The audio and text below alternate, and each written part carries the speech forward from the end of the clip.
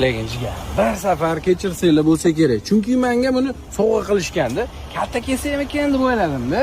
Keyin bildimki, keyin sal o'sgandan keyin harakatliligini bilib qoldim. Hoji aka, bir safar nima katta ishtirok qilmayman. Eshitdim, mumkin emas ekan bunaqa yovvoyi hayvonlarni saqlash, boqish, olib kirish, xullas hamma narsasi, to'g'rimi? Bu qonunchilikda belgilab qo'yilgan aka.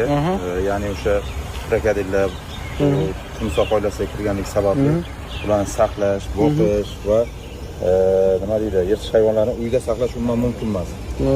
Bu tegishli qarorlar asosida tasdiqlab qo'yilganda, shu sababli holat Zooparkka olib ketisharkan.